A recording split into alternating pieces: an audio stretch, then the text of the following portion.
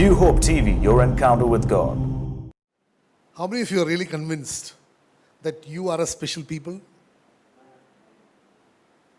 Hallelujah. Because our God is a good God, like the word of God itself says, He showers down rain upon the good and the bad, the holy and the ungodly. He shines a sun on the holy and the ungodly. This is all because He is God and He is a creator.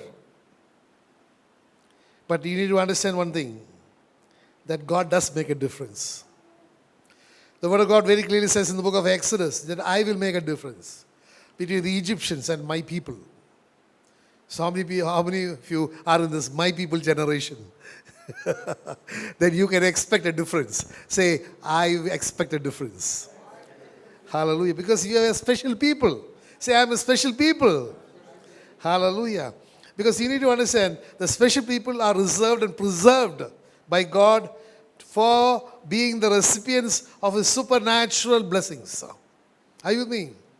Blessings which are not the inheritance of anybody else, but the special people that belong to God. These extraordinary blessings are for the extraordinary people. Are you with me? You are a special people, and therefore you are not the ordinary people. Hello? So extraordinary blessings are reserved for the extraordinary people. And what differentiates you from the extraordinary from the ordinary people is that you call the Lord, as the word says very clearly in the book of 1 Kings chapter 18, when fire fell from heaven and consumed, not only the sacrifices, consumed the altar itself. And then the people had a revelation and they said, the Lord, He is God. So the people who can acknowledge that the Lord, He is God. He is a special people for whom the Lord has reserved and preserved extraordinary blessings. Hallelujah. So you need to understand that we have to respond to that God as an extraordinary people. You cannot expect God to give you extraordinary blessings and you be the ordinary. Are you with me? You have to be extraordinary to receive and be worthy of that extraordinary blessings that comes from God. So there has to be a difference. Difference between the people of the world, because otherwise it does not make any sense for God to treat you as a special people, as special treasure, His purchased possession. So today, my dear brothers and sisters, we have to be different. We have to be different from the people of the world. In everything, I'm not talking of looks, I'm talking of your inner man, your benchmarks, your value systems. All those things have to be totally different. Because when you read the word in the book of Deuteronomy chapter 26 verse 16 says, this day the Lord your God commands you to observe these statutes and judgments. Therefore you shall be careful to observe them with all your heart and with all your soul. There is a call for obedience. Actually, a call for obedience is actually a call for love. Hello? We know the word of God says in the Gospel of John very clearly, if you love me, you will keep my commandments. So today when the Lord says, you obey my commandments, it's actually the Lord is telling you, you love me as I have loved you. And the extent of His love was that He died for us. So you and I need to understand, whatever it takes to fulfill that obedience, you must do it. Because Jesus came down to the earth and died here for us in obedience to the Father's will. So today you and I need to understand that. Because God wants to, also a call to obedience. One is that you love Him.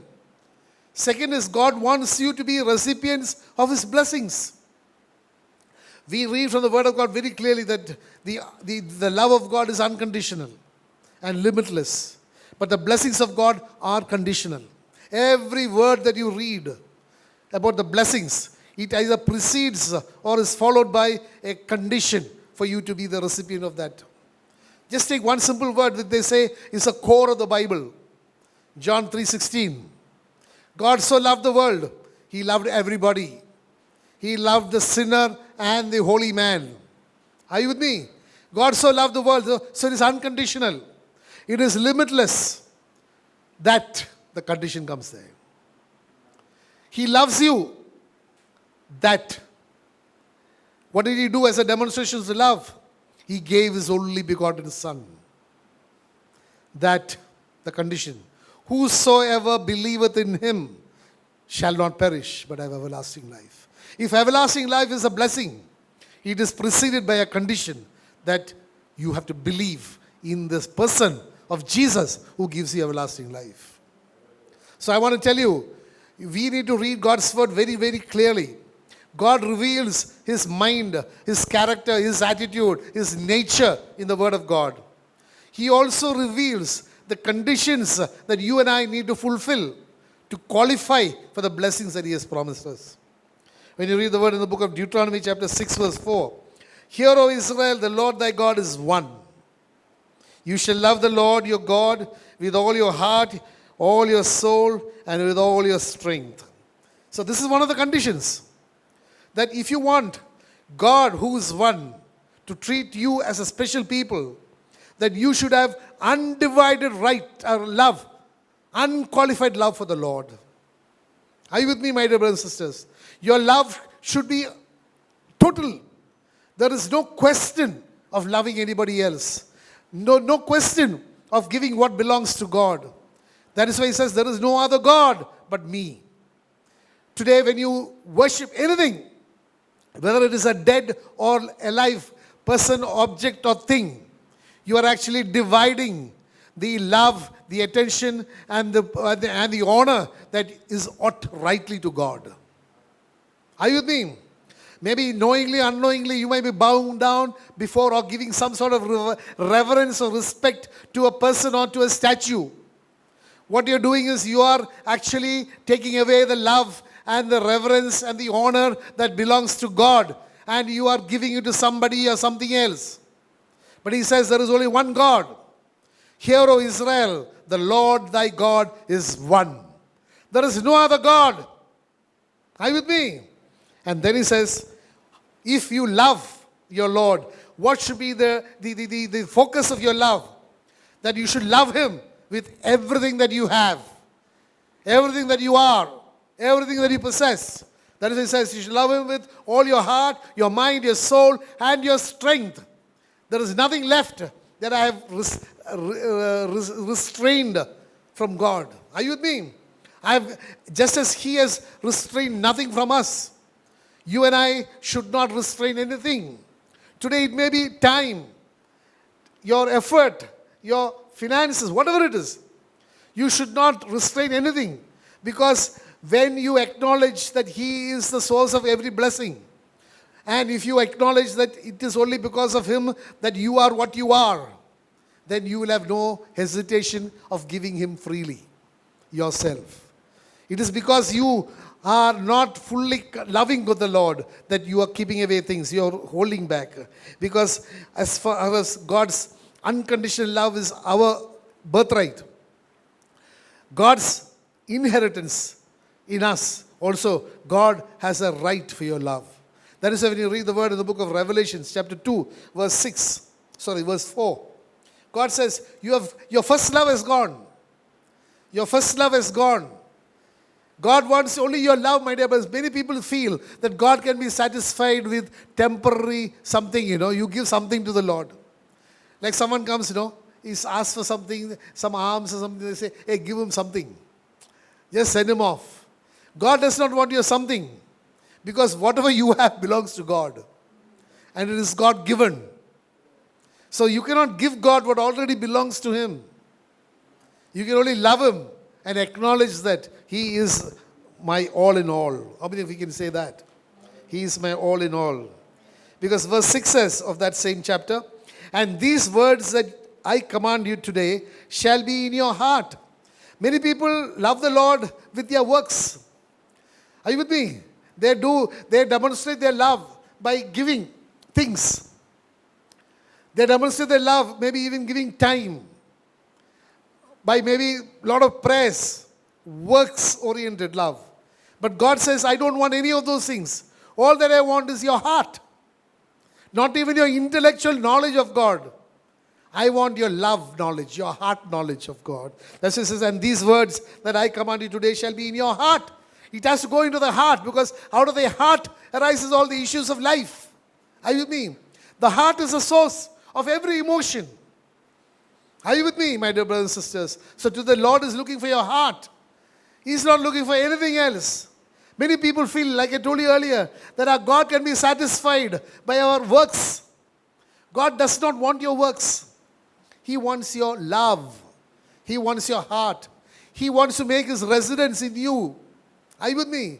And the only way He can make His residence in you is, as the word says in the book of John chapter 14, that if you will obey my words, my Father and I will come and make our residence in you. That is what He wants to do. He wants a dwelling place in you. That is what today you and I need to understand. And God says that we should teach our children these things. And also that, practice it in our lives.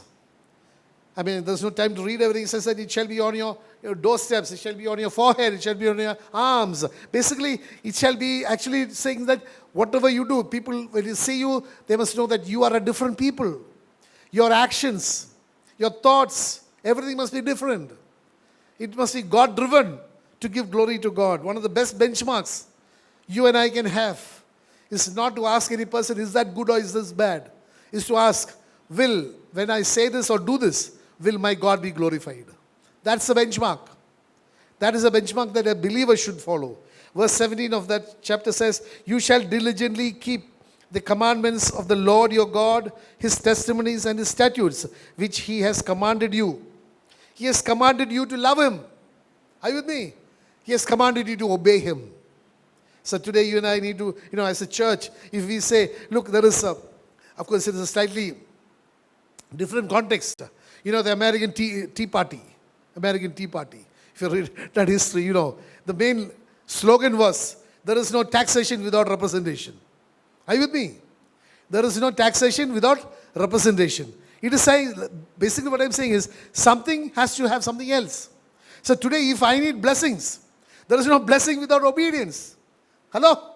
There is no blessing without obedience. You need to understand that key factor, and then only you will know that I need to seek my God. Because how many of you believe that every source of blessing is from God? Man can't bless you. Man can't bless you. Are you with me? It's only the Lord. And when He blesses, it's like the word says in the book of Ephesians chapter 3 verse 20, that unto a God who is able to do exceedingly, abundantly, much more than you can ask or think, according to the power that works in us. There is a supernatural working of God.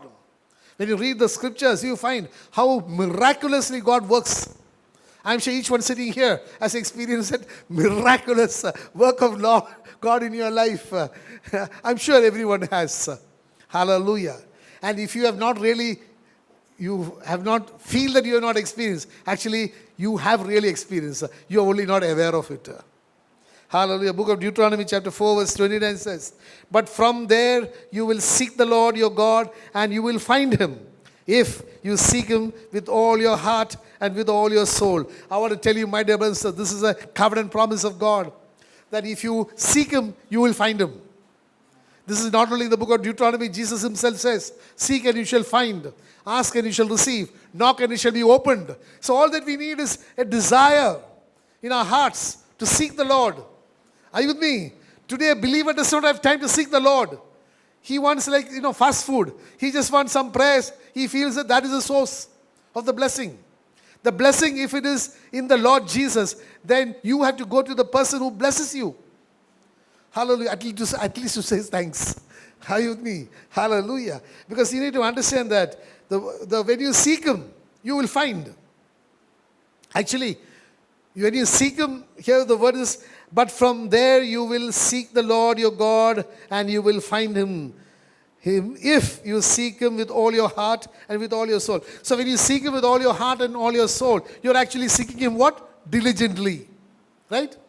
When you seek a person, the person of our Lord Jesus, with all your heart and with your soul, you're actually seeking Him diligently. The Word of God says what? In the book of Hebrews chapter 11 verse 6, He's a rewarder of those who diligently seek Him. And then what is the reward? You will find Him reward. What is this? The revelation of Jesus is the reward that you will get when you seek Him. Hello, are you with me? The revelation of Jesus is what you will get as a reward when you seek Him. Because when you seek Him, you will find Him. Hallelujah. So today, my dear brothers and sisters, we need to have that. That is why when you read again, connected another word, 1 Corinthians chapter 2 verse 9, eye has not seen, ear has not heard, nor has a human heart perceived what God has kept in store for those who love Him. What has God kept in store? It is not your house, it's not your car, not your business, nothing. He has kept in store the person who can give you everything that you need. He has kept the person of Jesus Christ. Are you with me? That is what your eye will see, your ear will hear, and your heart will perceive. The person of Jesus Christ. Hallelujah. That is what only the Holy Spirit can reveal that to us. That is why verse 10 of that 1 Corinthians chapter 2 verse 10 says, but we have a revelation of what God has kept in store for us because the Holy Spirit has revealed it to us. So today, revelation knowledge of Jesus is the reward that God gives to every person who will diligently seek Him. And when you have found Him, you don't have to search for anything else. Because every blessing comes from the Lord Jesus. Can anybody say an amen to that? Amen. Hallelujah. The book of Deuteronomy chapter 8 verse 2 says, and you shall remember that the Lord your God led you all the way, these 40 years in the wilderness to humble you and test you, to know what was in your heart, whether you would keep His commandments or not. I want to tell you, my dear brothers and sisters, that very often when you go to a test or a trial or a tribulation or something which is contrary to our liking, often people say that the Lord has forgotten me, the Lord has not heard my prayer or cry and all that. They try to find out why is the Lord delaying it or why is the Lord doing it. But I want to tell you, the Word of God very clearly says that He takes you through this path to find out the condition of your heart. Are you with me? He tests you to find out how much you love Him and trust Him. He wants to find out the diligence level that you are having. And if you prove your self-worth, He is going to reward you with a promotion. Hello? With a promotion, I'm not talking of material promotion. I'm talking of a promotion in the revelation knowledge of His Son Jesus. Are you with me? So today I want to tell you, when God the Word of God says, when He took them through the desert for 40 years, He wanted to find out the condition of their heart. And we know, the Word of God very clearly says that they were a murmuring lot. There were unbelief. There was unbelief in the crowd. And therefore, whoever came out from Egypt, never above the age of 20, other than Caleb and Joshua, never entered the promised land. Because their hearts failed the test that God gave. My dear brothers and sisters, I want to tell you something, that there is a lot of difference between salvation. Salvation, Egypt was a fiery furnace from where the Lord, with this bhujabelam, English, Malayalam, that bhujabelam is a good word, hallelujah, took them out. He saved them from Egypt, but they had to prove their heart to enter into the promised land. Are you with me? Today you and I need to understand that just one altar call is not what saves you. Jesus saves you when you come out, but you have to prove your heart. You have to prove your obedience. You have to prove your love for Him. That is why He says very clearly, and you shall remember that the Lord your God led you all the way these 40 years in the wilderness. Who was He just telling Caleb and Joshua? He was telling everybody.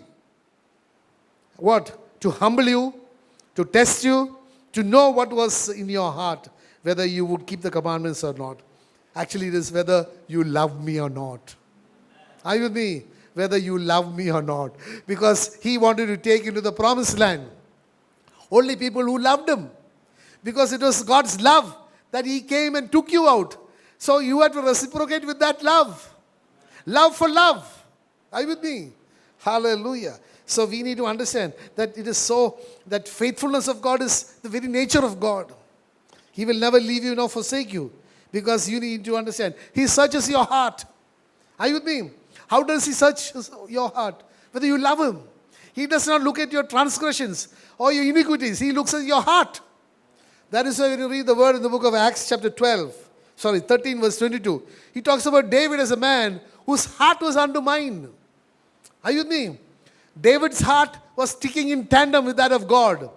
Because in the inner man of David, always wanted to love him, love Jesus. He acknowledged his faults, his shortcomings, his iniquities, everything acknowledged. But in the heart of hearts, he loved the Lord. Today, God wants people like that.